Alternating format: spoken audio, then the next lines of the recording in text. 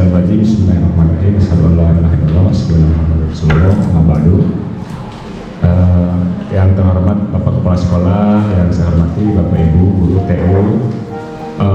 Pertama-tama kita panjatkan puji syukur kehadirat Allah Subhanahu wa taala di mana hari ini telah mengizinkan kita bertemu di tempat komunitas belajar sepanjang hayat di komunitas praktisi sumber perubahan Kopi Super ya. Mudah-mudahan pertemuan ke-7 mungkin ini ya, ini masih menjadi semangat untuk kita melakukan perubahan dimulai dari diri kita sendiri sebagai pemimpin pembelajaran. Salawat serta salam semoga selalu tercurah kepada junjungan kita Nabi besar Muhammad sallallahu alaihi wasallam. Bapak Ibu, terima kasih atas kehadirannya semuanya. Langsung ini bukan sambutan tapi sedikit saya informasikan hasil supervisi. Untuk supervisi kelas tadi yang belum saya kunjungi tinggal kelas 10-8, 10-7 dan 10-6. Yang lain sudah. Untuk kelas 11 1 sampai 3 sudah bersih seluruhnya sampai atas. Termasuk 10, 11, 5 juga sudah bersih sekali. Kemudian untuk kelas 12 IPS semuanya sudah bersih, dan IPA 1 juga sudah bersih termasuk ke atasnya. Yang lain sudah bersih semua, tapi permasalahannya tinggal yang atasnya, yang di atasnya, terutama yang di luar. Kelas mengatakan demikian, karena itu perlunya penilaian setiap kita adanya diskusi. Jadi Bapak Ibu mengamati dengan menilai mana yang aktif, mana yang tidak. Jadi kita harus punya daftar nilai yang banyak. Cukup Bapak Ibu mengamati yang dan itu di mata mereka bahwa kita sedang menilai soal.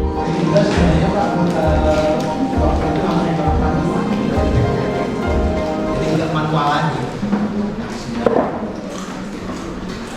Ini yang selanjutnya dengan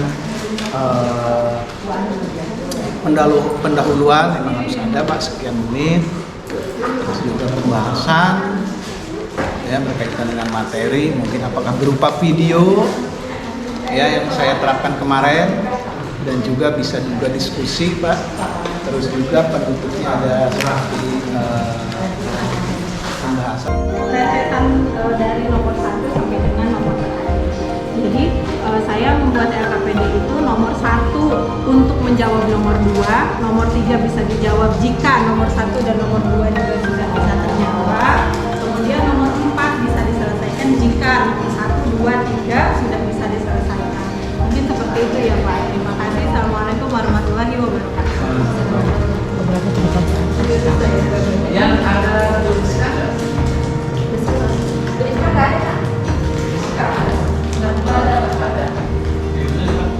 tidak perlu bisa diterapkan kepada bisa ditirukan oleh siswanya, oleh guru yang lain. Masih belum.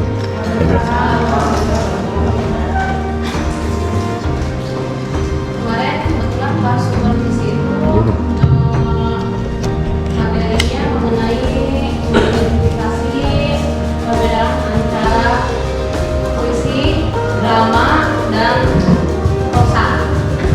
Prosa dalam hal ini saya mengambilnya cerpen. Kenapa cerpen? Karena dari segi tulisan jauh lebih pendek dan anak juga akan jauh lebih mudah untuk pembedaan.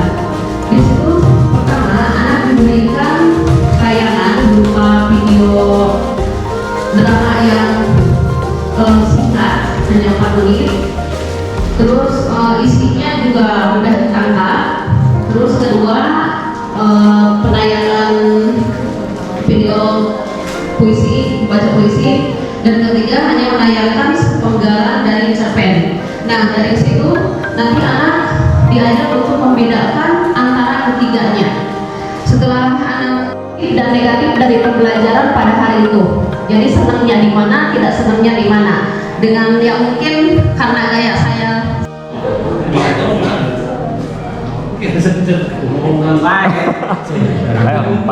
Jadi poin kalau untuk meningkatkan itu anggap saja bahwa ada kelemahan siswa kita di konteks numerasi. Nah, salah satu cara untuk menggenjot itu memang harus ada tambahan pelajaran. Kalau kayak remedial kan harus ada remedial anak-anak itu. Ada khusus, ada waktu khusus. Nah itu masalahnya waktu tuh selalu terbentur waktu kita itu. Kapan?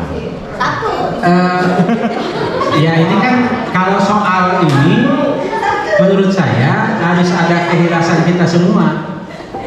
Kalau memang harus Sabtu ya Sabtu, kalau harus Jumat ya Jumat. Kecuali bicaranya kalau misalnya kita bicara mau meningkatkan prestasi anak tapi kita tidak mau berkorban, ya jangan bicara. Itu menurut saya baik. Untuk PPK.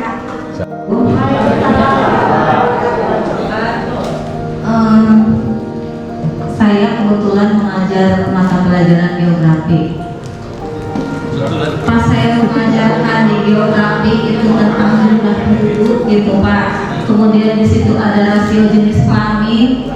Itu anak-anak bilang gini, Bu, dikira saya geografi ini tidak ada hitung-hitungannya, tidak ada perkalian, bagian dan lain sebagainya. Kelas 11 ya? Iya di kelas 11. Karena kelas 10 nggak ada Pak. Kalau begitu Cuma mengapa? kalau kelas 11 itu banyak sekali hitung-hitungan di mapel. Di situ saya mengambil kesimpulan bahwa terkadang anak itu menghindari hitung-hitungan Pak. Ya, terima kasih. Nah dari situ saya minta ke anak untuk belajar bagian kalian dan lain sebagainya. Kita sebelum belajar tentang mengalihkan jumlah penduduk, kalian harus bisa dulu nih. Terus gimana Bu? Itu kebanyakan laki-laki. Nah, terus di situ saya minta anak yang bisa hitung-hitungan untuk mempelajari dulu tuh. Ke anak yang tidak bisa. Menit pertama misalnya guru mewajibkan untuk membaca buku, tapi ini bukan hanya perintah terhadap guru saja, tapi harus menjadi program sekolah yang dituangkan dalam RKS. Apa namanya itu Pak? RKS gitu. Nah, terus yang kedua misalnya numerasi. Kalau mau mengadakan kursus, betul itu harus jadi program sekolah yang mewajibkan seluruh siswa, atau kita mulai dari misalnya menguji numerasi siswa yang hasilnya rendah, kita lakukan matrikulasi setiap hari Jumat. Saya heran. Karena newbie ya. Gimana, Saya Pak? bayangkan misalnya anak yang rendah bahasa Inggris nanti mereka ada kelas khusus bahasa Inggris. Oh, anak iya. yang numerasi nanti ada kelas numerasi. Anak yang rendah di literasi nanti ada literasi. Jadi mereka ada peningkatan sesuai dengan kemampuan mereka. Siswanya gurunya. Siswa itu kan pembelajaran matematika khususnya. Saya yakin dalam satu kelas itu mungkin ada yang sedang, ada yang tinggi kemampuannya. Itu mungkin bisa yang atau yang rendah dalam 3 level tersebut kita bisa pisahkan kalau memang misalkan untuk ini misalkan saya bagian belajar yang rendah, artinya bukan berarti kemampuan gurunya yang rendah, kemampuannya juga rendah. Artinya kita memperhatikan supaya apakah nanti kelas itu kelas baik ya atau tidak ya. Kita hanya membantu kemampuan. Saya yakin itu nanti imbasnya lebih namanya guru yang lain atau yang bukannya eksak.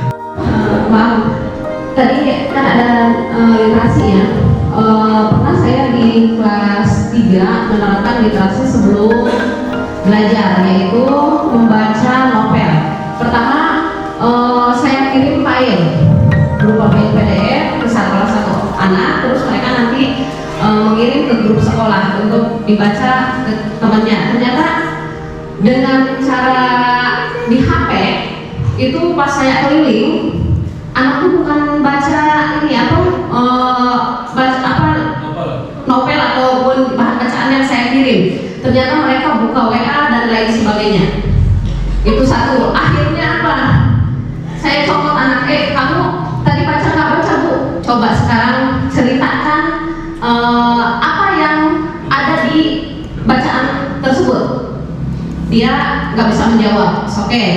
Hari berikutnya, kenapa? Karena saya punya banyak fotokopian di meja, saya sebar ke anak lagi di kelas yang sama, tapi dengan cara HP dikumpulkan ke depan.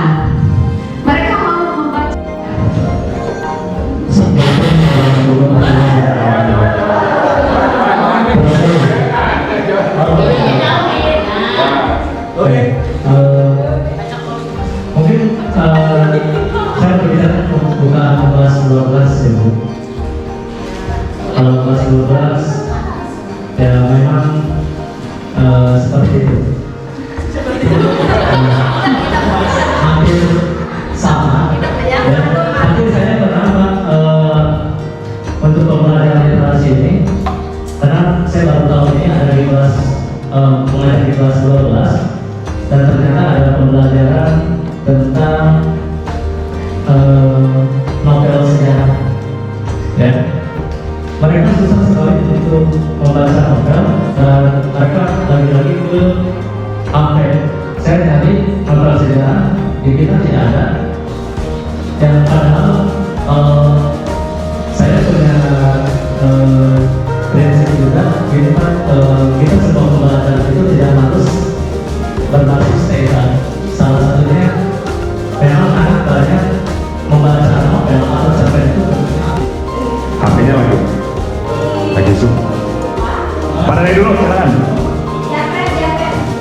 Ya, sehingga menghasilkan juara 1 nyanyi ya. Juara 3 sebenarnya lompat. Oh, 1 puisi, 3-nya storytelling. Bukan. Oh, bukan. Bahasa Inggris apa namanya? Nah, itu jadi ada ya. Ini adalah pembimbing juara ya. Pembimbing juara kita yang akan juara 1 dan juara 3 di tingkat provinsi yang dilaksanakan oleh Esa Mutirta. Dimas, silakan masuk ke depan. Dipoto Pak.